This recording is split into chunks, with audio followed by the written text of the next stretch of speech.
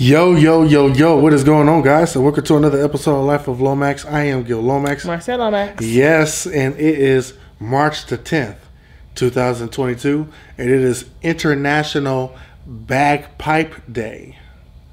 So, yeah, bagpipes. So today's International BagPipe Day. So we found this video on YouTube of this lady demonstrating what a bagpipe is, and for those who don't know what it is, I really don't know the exact history behind them, but I see like a lot of Scottish people, like, you know, with the kilts, they play the bagpipe. When I think of bagpipes, I think of Fat Bastard on Austin Powers, funerals. That's pretty much the only place I can think of. What about you? No clue. Bagpipes, I think of those, I don't know what they are. Irish men with the skirts. What do they have? Kilts. Kilts. Yep. Did you say that already? Mm-hmm. Yeah, that's all I think of. All right. Well, we're going to check out what this lady has to say about bagpipes. Let's get it in.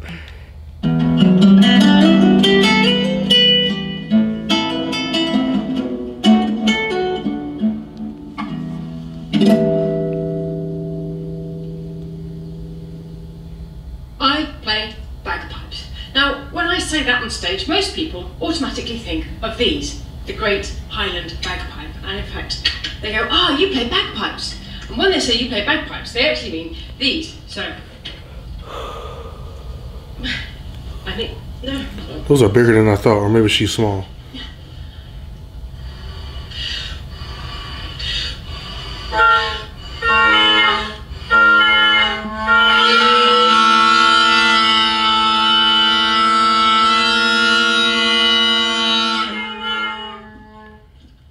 That was horrible. I don't think she's playing. I own a set, but these are Great Highland Bagpipes. But bagpipes don't just mean these Great Highland Bagpipes, which mercifully I'm going to now put back to bed again. So when I say I play bagpipes, I mean I play the Scottish small pipes, I play Swedish bagpipes, and I play English border pipes. Lots of different sorts of bagpipes, because there are lots and lots of different sorts of bagpipes from around many different places of the world. So I thought I would show to you a little bit about bagpipes. Bagpipes that are not the Highland bagpipe, the Great Highland Bagpipe style, which I do love, but really don't play. So I play the Scottish small pipes, much smaller, as you can tell by the fact that I can hold these ones. Now usually they're played with bellows. So instead of having to blow in through the blowpipe, like you saw me do on the Highland pipes, I use some bellows.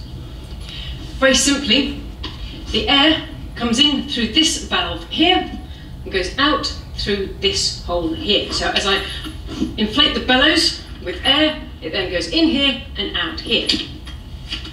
These are strapped underneath my right arm. Interesting. There's a connecting tube. This is very similar to the Highland pipe inlet pipe. Goes into this hole that I showed the air coming out of. So now I pump the air in, the air goes into this bag here, which is where the bag part of the name comes from, bagpipes. If you're wondering, the other part, pipes, bagpipes, these are the pipes. So the air goes into the bag and out through this tube, which is called the chanter, and also out through these tubes. These are called the drones. So, Who came up with this instrument? I insert a bit of pressure with my left arm.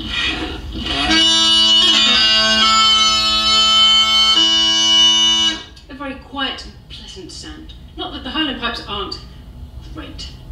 So how do we make the sound within the chanter? Let me take off my chanter and show you. So in the chanter, this has a cap on it so that I don't break the reed. If I take the cap off, you can see a double reed. Now this double reed, when you put air down it, the two blades vibrate together. Very much like if you have a blade of grass and you put it in between your thumbs in summer and you can make it squeak. That's very much how it's working. Oh, I've done it before. Haven't you done that? A Scottish small pipe reed, Because we're using cold wind with the bellows, we don't actually like to put the reed in our mouth and make it damp, because that will disturb the reed, but it will squeak like that. Since you put it in the chanter, it's making the whole column of air here vibrate. So if I do that here, so you can hear now I'm getting some approximate music, I suppose.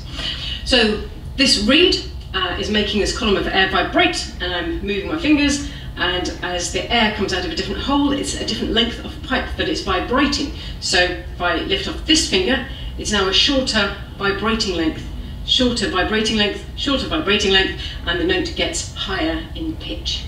Now this has got a cylindrical bore, which means that when it overblows like a clarinet, and it doesn't go over the octave. So I basically have one octave of notes here. So that's what's in the chanter, that's what makes the melody. What's in the drone? I have a drone here. Now if I take the cap off the end of this drone, you can see this reed looks completely different. This is just a piece of cane, it's what we call a split cane reed. There's been a slit cut so that we have a tongue that I could pull out. I don't know if I can get it up to the camera, so I can pull the tongue out. And again, you're pushing air through it to make it vibrate.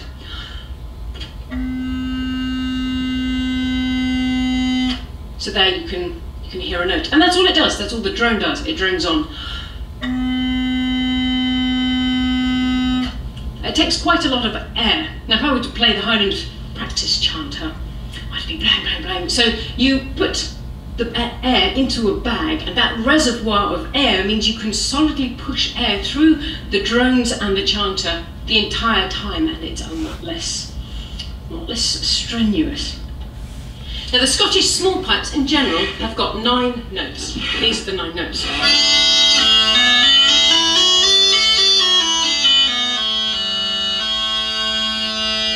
I've had this chanter built especially for me, so I've got a few extra notes.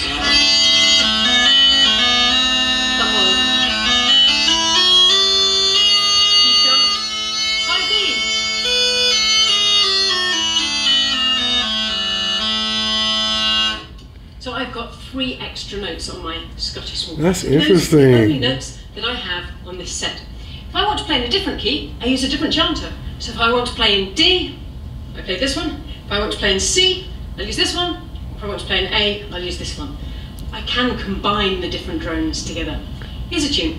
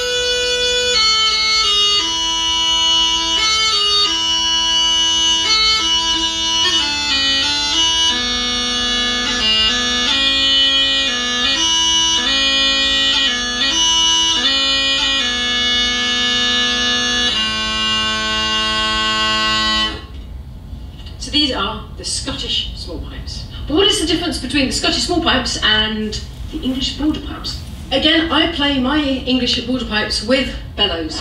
So again, the air goes into an inlet, which actually is behind me here, and out through this hole here.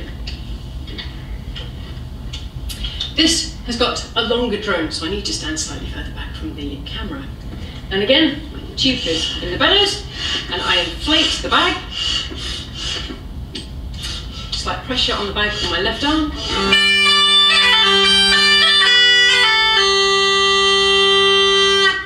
It's a slightly different sound to the Scottish small pipes, and that's because it is a conical bore.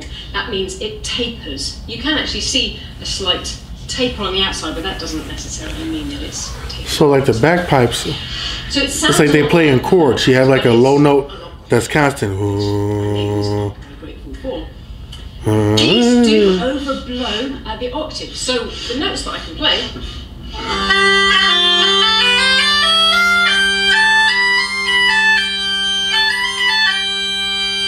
You can't get those notes on the Scottish small pipes. So there are benefits. Slightly louder, I've got slightly more notes, and you can also cross a finger. I have more than just the 9 notes that the Scottish small pipes have.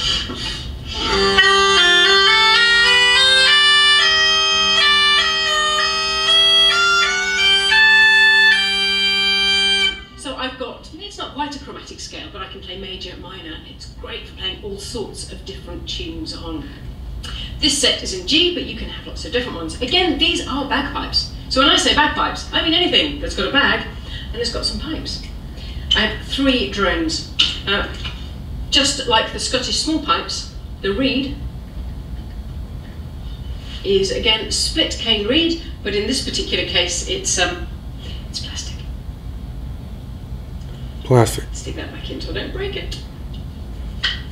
And in the drone, which, to be honest, I don't think I've ever had to take the drone reed out.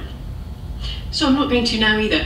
Just trust me that it's the same as the Scottish small pipe, a split cane reed. Which one you like better so far? If I play you a tune on these pipes. Which one you like better? This one or the other one, or are you talking about the reeds? This one or the first one? They both kind of sound alike. This one a little deeper sound. The other one's just smaller.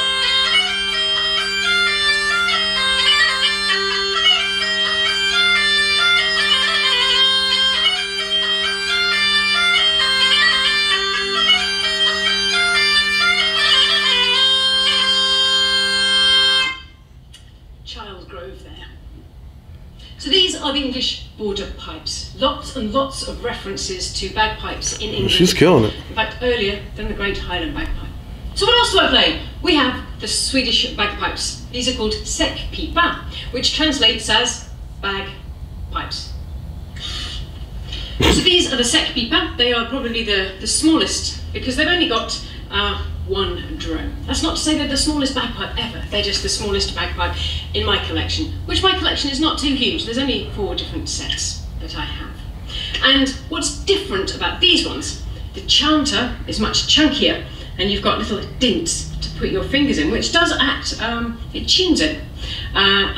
There was somewhere that I read that it's because it was traditionally played by farmers with big chunky fingers. I think it was probably more to do with tuning. Now these are also cylindrically bored, and so it doesn't overblow. So the notes I get are these. If I want to go higher, I just make the airflow slightly faster by pushing that down. I do have a few extra notes. So I have a minor note there, and I have an elastic band here. If I remove the elastic band from over the hole that it's covering, it's more like the Scottish small pipe scale. I'll put that back. And I'll play a tune on these.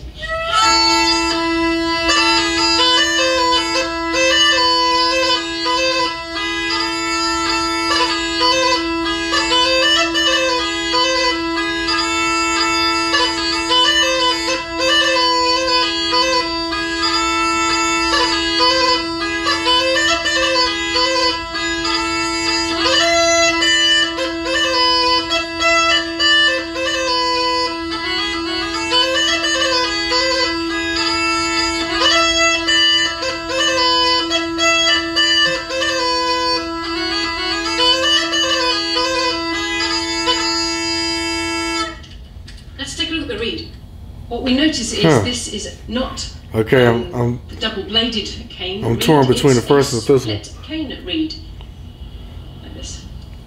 So there's a split in here, so the air goes in and through the tube.